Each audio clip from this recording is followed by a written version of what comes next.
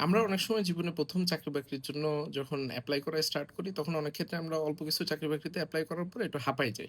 আমরা মনে করি যে ৮ টা ১০ টা চাকরিতে এপ্লাই করছি, তারপরেও আমাকে ইন্টারভিউতে ডাকে না কেন? আমি কেন চাকরি-বাকরি পাচ্ছি না? বা ইন্টারভিউতে যেয়ে আমি হয়তোবা ১ টা ২ টাতে ইন্টারভিউ কল পাইছি, বাট ওখানে চাকরি-বাকরি তো হচ্ছে না। তো এরপরে আমরা হতাশ হয়ে দেখা যায় যে এপ্লাই করে অনেক ক্ষেত্রে বন্ধ করে দেই। কিন্তু এটার আবার মুদ্রার অন্য পিঠটাও আছে। অন্য পিঠটা কি? আমরা প্রোগ্রামিং হিরোতে আমাদের রিসেন্ট একটা হায়ারিং এর ক্ষেত্রে ওইটা হঠাৎ করে আমার চোখে পড়ছিল। একটা ছেলে যে মোটামুটি রিজনেবলি মানে মনে হইতেছে যে সে আসলে যোগ্যতা সম্পন্ন হইতে পারে। বাট আল্টিমেটলি যে জিনিসটা দেখা হইল যে ও আসলে যে এডুকেশনাল ইনস্টিটিউশনে পড়াশোনা করে সেখানে পড়াশোনার একটা সিরিয়াস প্রেশার আছে। আবার ওই যে পজিশনটা ওই পজিশনে আবার আউটডোরে মাঠে ঘাটে বিভিন্ন জায়গাতে কাজ-কাম করতে হবে এই টাইপের একটা বিষয় আছে। কিন্তু ও আসলে ওই জিনিসটা মোস্ট লাইকলি করে উঠতে পারবে না। এখন ও কিন্তু যোগ্যতা সম্পন্ন হওয়া সত্ত্বেও দেখা যাইতেছে যে ওই রোলের জন্য ওকে হায়ার করা একটু ডিফিকাল্ট হয়ে যাইতেছে। এখন প্রত্যেকটা কোম্পানিরই এরকম ডিফারেন্ট ক্রাইটেরিয়া অনেক সময় থাকে। যে হয়তোবা সে ভাবতেছে যে আমি ওই এডুকেশনাল ইনস্টিটিউশনে একটা পারসনকে হায়ার করব। মানুষজন সিরিয়াস রকমভাবে বায়াসড। এটা কি রাইট কি রং এটা বলা আসলে অনেক ক্ষেত্রে মুশকিল। বাট এটা খুবই নরমাল একটা জিনিস যে, যেকোনো কোম্পানি তার টিমে যে পারসনটাকে হায়ার করতে চায় সে সবসময় চেষ্টা করে যে তার মন মতো তার মেজাজ মর্জি মতো কোনো একটা পারসন যদি হয় তাহলে তার সাথে কাজকাম করা অনেক ক্ষেত্রে ইজিয়ার হয়ে যায়। এখন এই যে ছেলেটার কথা বলতেছিলাম যে আমাদের এখানে এপ্লাই করলো। এখন ও যদি মনে করে না আমার তো প্রোগ্রামিং হিরোতে চাকরি হইল না, তাইলে আমি আর কোথাও চাকরি-বাকরির জন্য এপ্লাই করব না। এই দেশে চাকরি-বাকরির জন্য এপ্লাই করলে হয় না।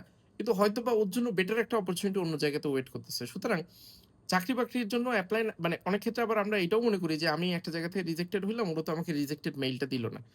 প্রত্যেকটা চাকরি-বাকরির ক্ষেত্রে দেখা যায় যে ২-৩০০ মানুষ চাকরি-বাকরির জন্য এপ্লাই করে সেখান থেকে শর্টলিস্টেড হয়ে একটা নাম্বার অফ পিপল আসে।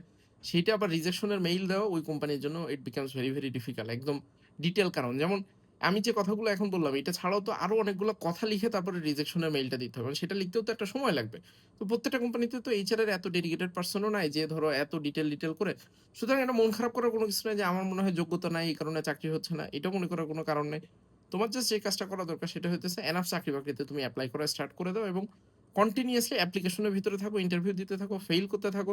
মিনিমাম ৮০, ৯০, ১০০ যতগুলা প্রয়োজন হয়। চাকরি-বাকরিতে ইন্টারভিউ দেওয়াটাও একটা বড় এক্সপেরিয়েন্স এর বিষয় বলে আমার কাছে মনে হয়। তুমি এখন পর্যন্ত লাইফে কতগুলা চাকরি-বাকরিতে এপ্লাই করছো সেটা কমেন্টের ভিতরে জানায় দিতে পারো। আর আজকে আমি মার্চ মাসের ১ তারিখ থেকে একটা নতুন সিরিজ স্টার্ট করতেছি যে আমি 30 ডেজ এ ৩০ টা ভিডিও রেকর্ড করব এবং কোন ধরনের এডিট হবে না। জাস্ট আমি আপলোড করা শুরু করব।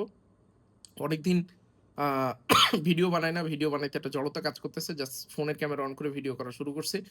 তোমরা নেক্সট এ আমার কাছে কি জানতে চাও? এই ভিডিও কমেন্ট সেকশনে ওইটারও একটু কোয়েশ্চেন দিয়ে দিতে পারো। তাইলে আমি ওই টপিকের উপরে খুব শর্ট ওয়েতে কথা বলার চেষ্টা করব। আজকের মতো এখানেই বিদায়। ইনশাআল্লাহ কালকে আবার কথা হবে। আল্লাহ হাফেজ।